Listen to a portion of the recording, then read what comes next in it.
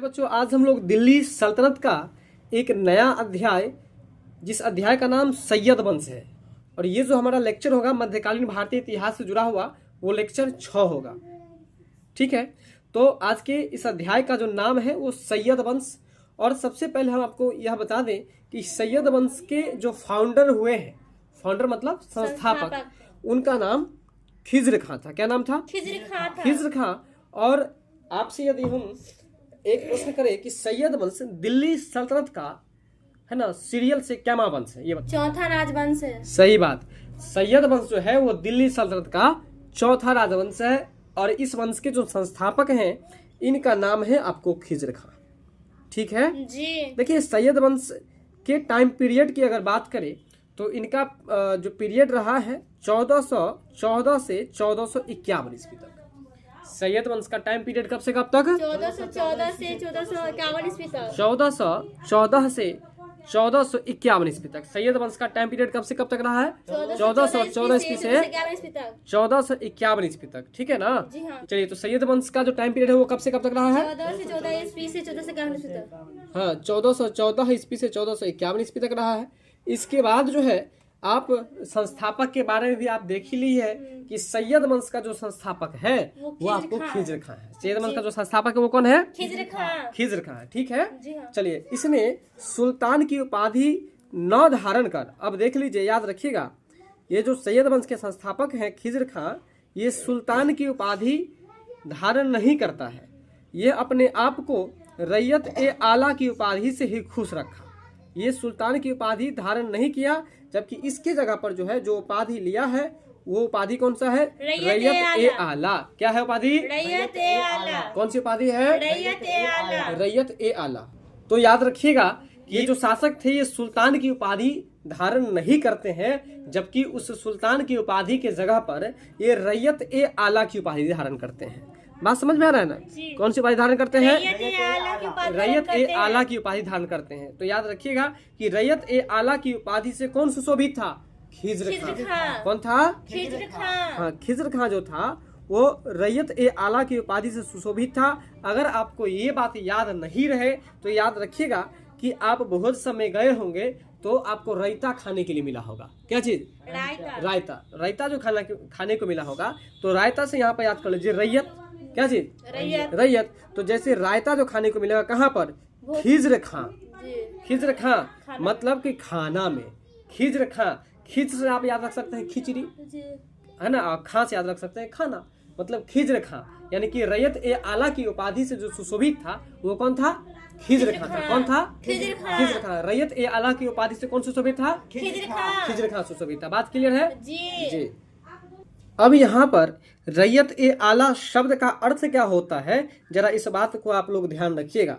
देखिए, वैसे अगर रैयत की बात करें तो रैयत का मतलब होता है प्रजा, है ना। रैयत का मतलब क्या होता है? प्रजा होता है। और रैयत का मतलब भूमि पर अधिकार रखने वाला व्यक्ति भी होता है। भूमि पर अधिकार रखने वाला व्यक्ति जो होता है, किस पर? भूमि पर अधिकार रखने वाला जो व्यक्ति होता है उसको भी रैयत कहा जाता है। तो यहाँ पर आप जो है ना, एक शब्द का तो अनेकों अर्थ होता है, लेकिन यहाँ पर रैयत का अर्थ क्या याद रखिएगा। अभी देखिए, रैयत का 2 अर्थ बताए, एक बताए प्रजा और दूसरा बताए भूमि पर अधिकार रखने वाला व्यक्ति। तो आप जो है ना प्रजा पर अधिकार रखने वाला व्यक्ति को भूल जाइए यहाँ पर तात्कालिक, और आप याद रखिएगा रैयत का मतलब प्रजा। तो समझिए, रैयत का मतलब प्रजा हुआ। ठीक है ना? रैयत का मतलब प्रजा हुआ। आला का मतलब श्रेष्ठ या सर्वश्रेष्ठ होता है। क्या होता है? आला का मतलब श्रेष्ठ या सर्वश्रेष्ठ होता है। हाँ, आला का मतलब है ना श्रेष्ठ या सर्वश्रेष्ठ, दोनों आप याद रख सकते हैं। बात समझ में आ रहा है? हाँ। तो यहाँ अब कुल मिलाकर के अगर बात करें हम कि रैयत ए आला का अर्थ क्या होता है, तो याद रखिएगा प्रजा का सर्वोच्च। क्या होता है? प्रजा का सर्वोच्च। प्रजा का सर्वोच्च। रैयत ए आला। अब सोचिए जरा, प्रजा का सर्वोच्च है, यानी कि उनका जो भी जनता है, उन जनता का वो जनता में सबसे श्रेष्ठ है। तो ये जो उपाधि सुल्तान को छोड़ दिया और रैयत ए आला रखा, तो ये भी कोई गलत नहीं रखा है, बहुत ही अच्छा है। रैयत ए आला यानी कि प्रजा का सर्वोच्च। प्रजा का सर्वोच्च या अगर कहें तो प्रजा का राजा भी आप कह सकते हैं, प्रजा का राजा भी कह सकते है ना, हैं। लेकिन बेस्ट रहेगा कि प्रजा प्रजा का का सर्वोच्च, जी प्रजा का सर्वोच्च। सर्वोच्च। तो रैयत ए आला का अर्थ क्या हुआ? प्रजा का सर्वोच्च। प्रजा का सर्वोच्च। रैयत ए आला का अर्थ क्या होता है? प्रजा का सर्वोच्च। प्रजा का सर्वोच्च होता है। और रैयत सिंपल सिंगल अगर रैयत के बारे में पूछे कि रैयत का अर्थ क्या होता है, तब क्या बताइएगा? प्रजा। प्रजा। और दूसरा अर्थ क्या बताए थे?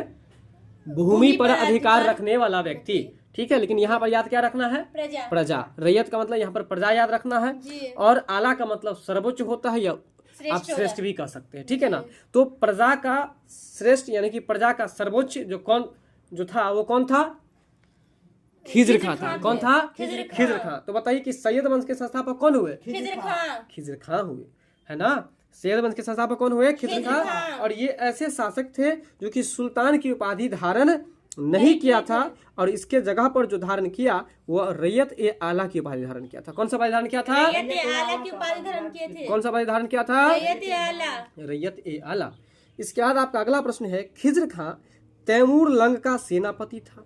खिज्र खां जो था, है ना, कौन? खिज्र खां वो तैमूर लंग का सेनापति था।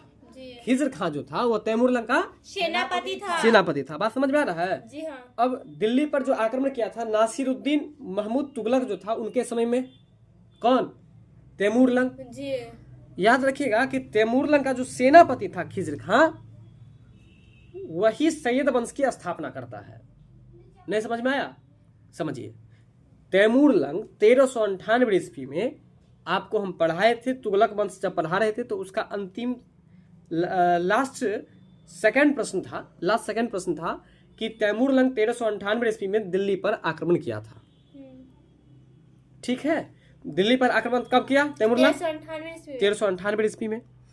और उसके बाद तैमूर लंग के जो कमांडर थे, सेनापति थे, वही सेनापति जो कि सैयद वंश की स्थापना करता है। अभी ये बात समझ में आया कि नहीं आया? समझ में आया। आया समझ में? जी। और उनके जो सेनापति थे वो, उनका नाम था खिज्र खां, और वही खिज्र खां जो है वह सैयद वंश की स्थापना 1414 ईस्वी में करते हैं। कब करते हैं? 1414 ईस्वी में करते हैं। कब करते हैं? 1414 ईस्वी में। 1414 ईस्वी में करते हैं। और 1414 से 1451 ईस्वी तक सैयद वंश का शासन काल रहा है, ये भी याद रखिएगा। तो याद रखिएगा कि सैयद वंश का जो टाइम पीरियड रहा है वो कुल मिलाकर के 37 वर्ष तक रहा है। जी। 1414 से लेकर 1451 ईस्वी तक सैयद वंश का शासनकाल रहा है। ठीक है, तो देखिए ध्यान दीजिए, खिज्र खां जो थे, है ना, खिज्र खां तैमूर लंग का सेनापति था। भारत से लौटते समय तैमूर लंग ने खिज्र खां को मुल्तान, लाहौर और दीपालपुर, क्या क्या चीज? मुल्तान, लाहौर और दीपालपुर। मुल्तान, लाहौर और दीपालपुर का शासक नियुक्त कर दिया। अब ऐसा तो नहीं कि जो राज वो जीता वो किसी दूसरे को दे देगा, मतलब किसी न किसी अपने ही आदमी को सौंप करके जाएगा कि लो अब ये जो विजित प्रदेश है इस पर तुम शासन करो। वही करता है तैमूर लंग। तैमूर लंग जो है ये आपको क्या करता है, जब भारत से लौट रहा था, भारत से वापस जा रहा था, तो भारत से लौटने के क्रम में तैमूर लंग खिज्र खां को, एक जगह है मुल्तान, दूसरा जगह है लाहौर और तीसरा जगह है दीपालपुर। बोलेगा मुल्तान, लाहौर, दीपालपुर। मुल्तान, लाहौर, दीपालपुर, है ना, मुल्तान, लाहौर और दीपालपुर। बात समझ में आ रहा है? मुल्तान, लाहौर और दीपालपुर का शासक बना दिया। अब ध्यान रखिए, जब खिज्र खां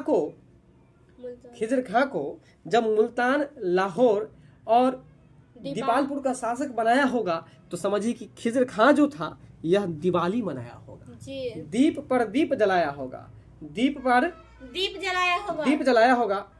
अब दीप पर दीप जलाया, ये बात क्यों कर रहे हैं? क्योंकि आपको दीपालपुर आसानी से याद हो जाए। तो दीपालपुर याद हुआ कि नहीं, ये बताइए। तो दीपालपुर में दीप कौन जलाएगा? खिज्र खां जलाएगा। अब देखिए, दीपे जलाने की अगर बात आए तो खुशी से इतना दीप जलाएगा कि लगेगा कि दीप का होर लग गया है। दीप का होर लग गया है, तो इसलिए होर से याद हो जाएगा लाहौर। होर से याद हो जाएगा लाहौर। ठीक है ना। और दिवाली में हम लोग वही करते हैं ना कि दीप, मतलब जगह जगह पर दीप जलाते हैं ना, तो इसलिए याद रखिएगा लाहौर। और इसके बाद है मुल्तान। मुल्तान कैसे याद रखिएगा, तो ये भी समझिए, जब आप दीप का होर लगाएंगे ना, जब दीप का होर लगाएंगे तो दीप क्या चीज से बनाएंगे आप? बत्ती से, मिट्टी से। दीप क्या चीज से बनाएंगे? मिट्टी से। मिट्टी से बनाएंगे। तो मिट्टी से जो बनाएंगे तो वो कौन मिट्टी से?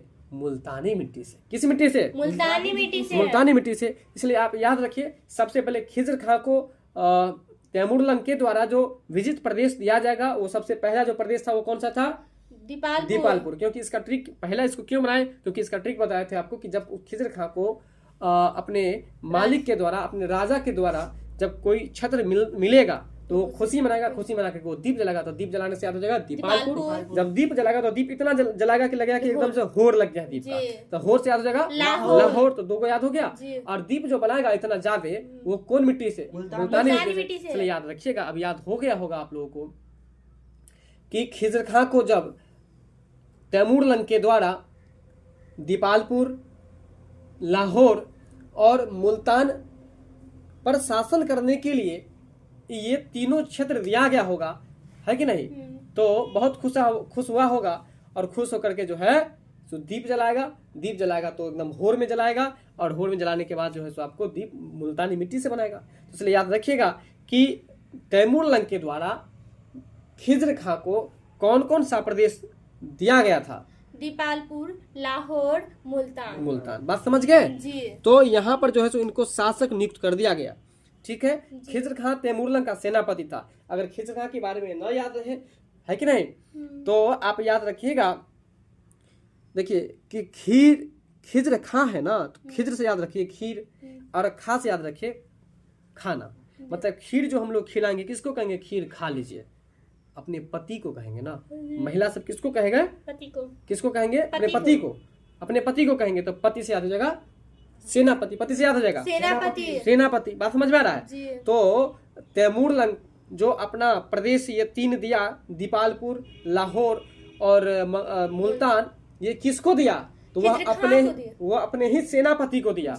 वो अपने ही सेनापति को दिया। और वो जो सेनापति थे उनका, वो कौन थे? खिज्र खां थे। वो सेनापति वो कौन थे? खिज्र खां थे। तो अब बताइए कि खिज्र खां कौन था? तैमूरलंग का सेनापति। खिज्र खां कौन था? तैमूरलंग का सेनापति। खिज्र खां कौन था? तैमूरलंग का सेनापति था। बात समझ में आ गया?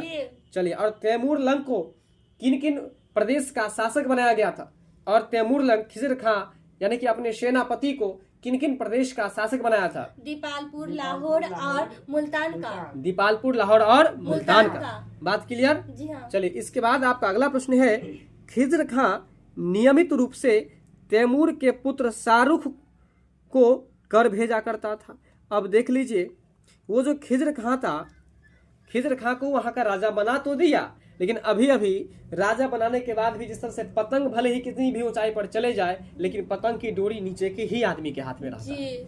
वही बात है, खिज्र खां को भले ही दीपालपुर, लाहौर और मुल्तान का शासक बना दिया, लेकिन डोरी जो है, मतलब जो भी उससे रकम मिलता था, जो भी टैक्स मिलता था उन तीनों क्षेत्रों से, तीनों प्रदेशों से, वो सारा टैक्स जो है तैमूरलंग के बेटा के पास ही पहुंचता था। बात समझ में आया कि नहीं आया? और तैमूरलंग के जो बेटा थे उनका नाम था शाहरुख। क्या नाम था? शाहरुख। क्या नाम था? शाहरुख। ये शाहरुख खान है ना, शाहरुख खान जो हीरो है, तो उन पर आप याद कर लीजिए कि तैमूरलंग के जो बेटा है ना, उनका नाम शाहरुख है। बात समझ में आ रहा है? ठीक है। तो उनके पुत्र का क्या नाम था? शाहरुख। और शाहरुख को जो है क्या भेजा करते थे? टैक्स, यानी कि कर भेजा करते थे। बात समझ गए? खिज्र खां नियमित रूप से, मतलब रेगुलर, ये नहीं अभी दिया, इस बार दिया और अगले महीना में नहीं देगा, सो नहीं। डर न है कितना है, तो वो सेनापति न था, राजा तो कोई और था। तो तैमूरलंग जो राजा था, कौन? तैमूरलंग जो है सो अपने सेनापति को इन तीनों क्षेत्रों के शासक बना देते हैं। और ये जो शासक अब खिज्र खां जो बन जाते हैं, तो यही जो है जितना भी कर आता था इन सब क्षेत्रों से, सारा कर जो है इनके पुत्र शाहरुख को भेजा करते थे। तो याद रखिएगा कि शाहरुख कौन था? तो याद रखिएगा तैमूरलंग का पुत्र था। तैमूरलंग का पुत्र था। शाहरुख कौन था? तैमूरलंग का पुत्र था। तैमूरलंग का पुत्र था। बस समझ में आ रहा है? जी। खिज्र खां नहीं याद रहे तो ऐसे याद रखिएगा कि शाहरुख जो नाम है उसमें याद रखिएगा शाहरुख है, मतलब शाहरुख खान जो है ना, समझ लीजिए ऐसे, शाहरुख खान जो है उसका मुंह जो देखिएगा तो हमेशा आपको रूखा सूखा नजर आएगा। तो रूखा सूखा क्यों नजर आएगा? तो सोच लीजिए कि उसका पिता जो है ना, वो लंग रहेगा। लंग मतलब लंगड़ा रहेगा। तो लंगड़ा रहेगा तो अपने पिता की चिंता में रहेगा हमेशा, और जिसके कारण से उसका मुंह हमेशा रूखा सूखा नजर आएगा। इसलिए याद रखिएगा शाहरुख, जैसे कहेगा शाहरुख कौन था? तो आप क्या कहिएगा? तैमूरलंग का पुत्र तैमूरलंग था। का पुत्र था। इसका ट्रिक क्या होता है कि शाहरुख का मुंह रूखा हमेशा क्यों रहेगा? क्योंकि उसको अपने पिता क्योंकि उसे अपने लंगड़े पिता की चिंता रहेगा, और इस वजह से याद रखिए कि शाहरुख के पिताजी का नाम तैमूर था। लंग था। तैमूर लंग था। लंग था। बात समझ में आ रहा जी। है? और वो जो तैमूर लंग था, है कि नहीं, वो अपने सेनापति को दीपालपुर का, लाहौर का और मुल्तान का शासक नियुक्त किया था। बात समझ में आ रहा है? जी। अगर आपसे पूछा जाए कि खिज़र खां के द्वारा नियमित रूप से टैक्स किसको भेजा जाता था? शाहरुख को भेजा जाता था। तैमूरलंग के पुत्र शाहरुख को भेजा जाता था। बात समझ में आ गया? जी। अब देखिए, बेचारे खिज़र खां की मृत्यु भी बहुत जल्दी हो जाती है कि नहीं? मतलब एक पर एक लगा ही रहता है। खिज़र खां की मृत्यु 20 मई को हो जाती है। देखिए कितना अच्छा डेट है, आराम से याद हो जाएगा, आप लोग को ध्यान दीजिएगा, है ना? 20-21 कैसे याद रखेगा? 20-21 मतलब समझिए 20 तारीख को मरा होगा और 21 तारीख को उसका संस्कार हुआ होगा, दफनाया गया होगा। तो इसी बात से याद रखिएगा 20-21 यानी कि 1414 में खिज़र खां सैयद वंश की स्थापना करते हैं और 1421 ईस्वी में इनकी मृत्यु हो जाती है। बात समझ में आ रहा है? तो खिज़र खां की मृत्यु 20 मई को हो गई। कैसे याद रहेगा? तो ये भी याद रखिएगा, खिज़र खां। खिज़र खां से ऐसे याद रखिएगा, खिज़र से हम आपको पहले बता देते खीर याद रखिएगा। आज जब खीर कहीं पर देखेंगे अच्छा बना हुआ तो बेसी खा लेंगे, खीर खा लेंगे बेसी, तो बेसी से याद हो जाएगा आपको 20।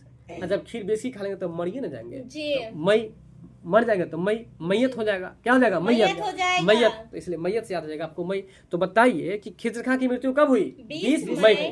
खिज़र खां की मृत्यु कब हुई? 20 मई को। 20 मई को। और पूरा डेट अगर कहा जाए तो 1421, 20 मई 1421 को। कब? 20 मई 1421 ईस्वी को। 20 मई 1421 ईस्वी को। अब बताइए खिज़र खां की मृत्यु कब हुई? 20 मई 1421 20 मई 1421 ईस्वी को हुई।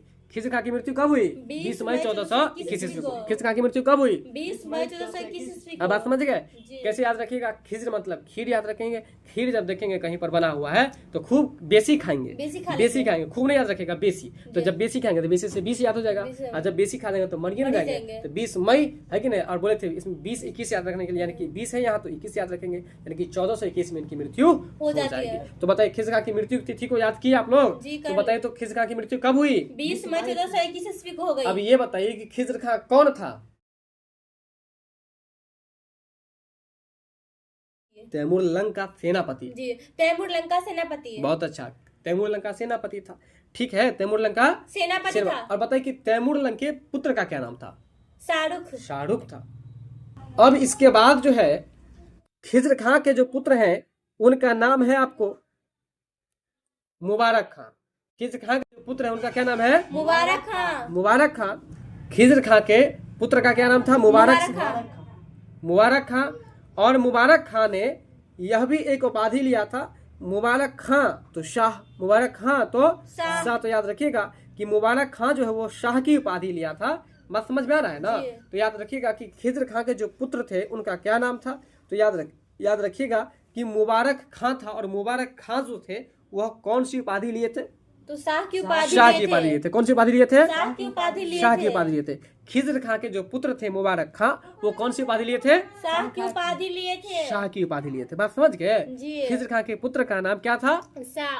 मुबारक खां। मुबारक खां। और मुबारक खां जो थे वह कौन सी उपाधि लिए थे? शाह की उपाधि लिए थे। शाह की उपाधि लिए थे। बात समझ गए? चलिए देखिए एगो बात बताते हैं। एगो गाना है, मुबारक हो तुमको ये शादी तुम्हारी, ये वाला गाना है कि नहीं? तो मुबारक हो तुमको शादी तुम्हारी। तो यहाँ पर ध्यान दीजिए कि जैसे ही मुबारक की चर्चा होगी तो मुबारक वाला जो गाना गाएंगे कब? शादी में गाएंगे ना। तो इसलिए याद रखेंगे कि मुबारक खां जो थे वो कौन सा उपाधि लिए थे? शाह की उपाधि लिए थे। मुबारक हो तुमको शादी तुम्हारी, तो शादी से याद रखेंगे शाह से शादी, शाह से शाह, यानी कि मुबारक खां जो है वो कौन सी उपाधि लिया था? शाह की उपाधि। और मुबारक खां कौन था? खिज़र खां के पुत्र थे। तो यह भी याद रखेंगे खिज़र खां के पुत्र थे। ये चीज नहीं याद रहे तो आप ऐसे याद रखिएगा। खिज़र को बोले थे हम खीर याद रखने के लिए, और खीर जब देखेंगे कहीं पर अच्छा बना हुआ तो बार बार खाएंगे ना, इसलिए याद रखिएगा मुबारक, मुबारक में लगा है बार, तो इसलिए बार से याद रखिएगा, बार बार क्या खाएगा? खीर खाएगा। इसलिए खीर से याद रखिएगा खिज़र, यानी कि खिज़र खां के पुत्र का क्या नाम था? मुबारक खां। मुबारक खां। और मुबारक खां ने कौन सी उपाधि लिया था? शाह की उपाधि लिए थे। बात क्लियर है यहाँ तक? चलिए इसके बाद है याह्या बिन अहमद सरहिंदी को, याह्या बिन अहमद सरहिंदी को, बोलिएगा जरा। याहिया बिन अहमद सरहिंदी। सही बात है, याहिया बिन अहमद सरहिंदी, याहिया बिन अहमद सरहिंदी। सरहिंदी, याहिया बिन अहमद सरहिंदी। तो याहिया बिन अहमद सरहिंदी को मुबारक शाह का संरक्षण प्राप्त था। याद रखिएगा, याहिया बिन अहमद सरहिंदी जो थे, है ना, जी उसको मुबारक शाह का संरक्षण प्राप्त था। अब आपको बात समझ में आ गया होगा, पीछे के क्लास में हम आपको बताए थे कि जियाउद्दीन बर्नी, है ना, जियाउद्दीन बर्नी और शम्स ए सिराज अफीफ को संरक्षण कौन दिया था? संरक्षण कौन दिया था? फिरोज शाह तुगलक। ठीक उसी तरह से वो जो मुबारक शाह थे, है ना, मुबारक शाह किनको संरक्षण दे रहे हैं? याहिया बिन अहमद सरहिंदी को, याहिया बिन अहमद सरहिंदी को, बोलिएगा, याहिया बिन अहमद सरहिंदी, याहिया बिन अहमद सरहिंदी, याहिया बिन अहमद सरहिंदी को कौन सी को संरक्षण कौन प्रदान कर रहा है? तो मुबारक शाह, मुबारक शाह, मुबारक शाह। बात समझ में आ रहा है? तो मुबारक शाह और मुबारक खां अगर रहे तो चिंता नहीं करना है, सेम है, ठीक है ना। चलिए, तो देखिए, याहिया बिन अहमद सरहिंदी को, ये चीज बोलिए, याहिया बिन अहमद सरहिंदी को, बोलिए, याहिया बिन अहमद सरहिंदी को, है ना, याहिया बिन अहमद सरहिंदी को, है ना, याहिया बिन अहमद सरहिंदी को किसका संरक्षण प्रदान था? तो याद रखिएगा, मुबारक शाह का संरक्षण प्रदान था। बात समझ में आ रहा है? तो इस प्रश्न को हम लोग को VVI करके चलना है, प्रश्न पूछने लायक है। बात समझ गए? याद रखिएगा, याहिया बिन सरहिंदी को किसका संरक्षण प्रदान था? मुबारक शाह का, मुबारक शाह का प्रदान था। बात समझ में आ रहा है? जी। अब देखिए, इसकी पुस्तक जो थी वो तारीख ए मुबारक शाही, और इसमें सैयद वंश के विषय में जानकारी मिलती है। मतलब क्या हुआ? याहिया बिन अहमद सरहिंदी के द्वारा जो पुस्तक लिखा गया था, उस पुस्तक का नाम था तारीख ए मुबारक शाही। बात क्लियर हुआ कि नहीं? अगर आपसे प्रश्न पूछा जाए कि तारीख ए मुबारक शाही पुस्तक के रचनाकार कौन है, तो आप कहेंगे याहिया बिन अहमद सरहिंदी।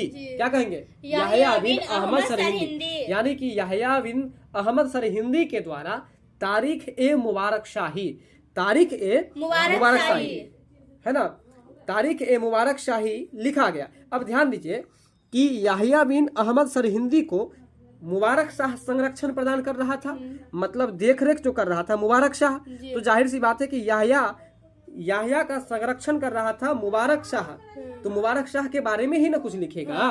तो इसलिए याद रखिएगा कि याहिया बिन सरहिंदी को संरक्षण देने के कारण से याहिया बिन अहमद सरहिंदी तारीख ए मुबारक शाही पुस्तक लिख देते हैं उनके नाम से, और उसमें सैयद वंश की जानकारी दे देते हैं। बात समझ में आ रहा है कि नहीं आ रहा? ठीक है, तो सैयद वंश की जानकारी जो है सो मिल जाएगी किसमें? यानी कि अगर आपसे प्रश्न पूछा जाए कि सैयद वंश के जानकारी का स्रोत बताइए, तो आप कह सकते हैं तारीख ए मुबारक शाही। तारीख ए मुबारक शाही क्या है? एक ग्रंथ का, तो एक ग्रंथ है, या कह सकते हैं एक पुस्तक है। तारीख ए मुबारक शाही किनके द्वारा लिखा गया? तो याहिया बिन अहमद सरहिंदी के द्वारा, याहिया बिन अहमद सरहिंदी के द्वारा, याहिया बिन अहमद सरहिंदी के द्वारा लिखा गया। और ये जो पुस्तक था, इस पुस्तक में किस साम्राज्य की जानकारी है? तो याद रखिएगा, सैयद वंश के बारे में जानकारी प्राप्त है ना, सैयद वंश के बारे में जानकारी मिलती है उसमें, ठीक है ना। देखिए, ध्यान क्या देना है, अगर मान के चलिए किसी का साई हो, सबसे पहले हमें एक बात बताते हैं, साई का मतलब यहाँ पर याद रखिए हस्बैंड। अगर किसी का साई अगर बाहर रहता हो, मतलब प्रदेश रहता हो, तो उनकी जो पत्नी होगी, वो पत्नी बार बार उनका इंतजार करते होंगे, बुलाते होंगे कि आप जो है सो आइए, कुछ जरूरी है। तो जरूरी है ना, तो जरूरी रहने पर उनके जो साई होंगे, है ना, उनके जो साई होंगे ना, वो साई उनको तारीख पे तारीख देंगे, तारीख पे तारीख देंगे। तो तारीख से याद हो जाएगा तारीख ए मुबारक शाही, तारीख से याद हो जाएगा तारीख ए मुबारक शाही, तारीख ए मुबारक शाही। तो अब बताइए, तारीख ए मुबारक शाही जो एक ग्रंथ है, जो एक पुस्तक है, तो इस पुस्तक की रचना जो है, जो की गई है, उसमें किन के बारे में जानकारी दी गई है? सैयद वंश के बारे में। किसके बारे में जानकारी दी गई है? सैयद वंश के बारे में। बात समझ में आ रहा है ना? तारीख ए मुबारक शाही में किसके बारे में जानकारी दी गई है? सैयद वंश के बारे में। और यही बात आपको बताया ना, अभी जो आपको नहीं समझ में आ रहा था, सैयद से याद रखेंगे साई, है कि नहीं। और साई के बारे में जो अभी कहानी बताए कि इनके साई को जब बुलाया जाएगा, किसी पत्नी के साई को जब बुलाया जाएगा, तो वो तारीख पे तारीख देंगे कि ठीक है, हम कल आ रहे हैं, परसों आ रहे हैं, उस दिन आ रहे हैं, इस दिन आ रहे हैं। बात समझ में आ रहा है ना? तो इसी बात से आप याद रख सकते हैं कि तारीख ए मुबारक शाही जो है एक ग्रंथ है, एक पुस्तक है, और इस पुस्तक में जो है सो किस वंश की जानकारी दी गई है? सैयद वंश की। हाँ, ठीक है ना। तो आप यहाँ पर तारीख को और स्या से जोड़ लीजिए, मतलब स्या जो है ना किसी की महिला को तारीख पे तारीख देंगे, इसलिए याद रखेंगे तारीख ए मुबारक शाही। बात समझ में आ गया? जी। तो बताइए तारीख ए मुबारक शाही क्या है, बताइए। तारीख ए मुबारक शाही एक ग्रंथ है। तारीख ए मुबारक शाही ग्रंथ की रचना किनके द्वारा की गई है, ये बताइए। याहिया बिन अहमद सरहिंदी के द्वारा। याहिया बिन अहमद सरहिंदी के द्वारा। जी। और तारीख ए मुबारक शाही में किनके बारे में वर्णन किया गया, ये बताइए। सैयद वंश के बारे में। किसके बारे में वर्णन किया गया है? सैयद वंश के बारे में। बात समझ में आ रहा है ना? चलिए, इसके बाद है अब आपका अगला प्रश्न है, यमुना नदी के किनारे, किस नदी की बात हो रही है? यमुना नदी के किनारे। यमुना नदी के किनारे मुबारकबाद है ना, मुबारकबाद एक शहर है, और इस शहर की स्थापना जो की जाती है यमुना नदी के किनारे, और किनके द्वारा की जाती है? तो मुबारक खां या मुबारक शाह, याद रखिएगा। तो इसको भी याद रखना कठिन नहीं है। क्यों नहीं है? क्योंकि इनका नाम था मुबारक शाह, और अपने नाम पर ही जो है एक जगह का नाम रख दिया, जो कि जगह कौन सा है? मुबारकबाद। जी। जैसे तुगलक जो थे, है ना, अपने नाम मोहम्मद ले बिन लेते, तुगलक, तुगलकाबाद। मोहम्मद, है ना, नहीं मोहम्मद बिन तुगलक नहीं, गयासुद्दीन तुगलक। गयासुद्दीन तुगलक जो थे वो अपने नाम पर एक शहर बसाया जो कि तुगलकाबाद के नाम से जाना जाने जी। लगा। फिरोजाबाद बसाया जो कि फिरोजाबाद के नाम से फिरोज शाह तुगलक के द्वारा मतलब जाना लगा। स्थापना किया गया था। जी। फिरोजपुर था जो कि फिरोज शाह तुगलक के द्वारा बसाया गया था वो शहर। ठीक उसी तरह से ये जो मुबारकबाद शहर की स्थापना की गई है वो किन के द्वारा? मुबारक शाह के द्वारा। जी। ये बात क्लियर? जी। दूसरा बात की मुबारकबाद शहर की जो स्थापना की गई वो किस नदी के किनारे अवस्थित है? यमुना नदी के किनारे अवस्थित है। यमुना नदी के किनारे स्थित है। तो इस बात को याद रखना विशेष महत्वपूर्ण है। बात समझ में आ रहा है ना? जी।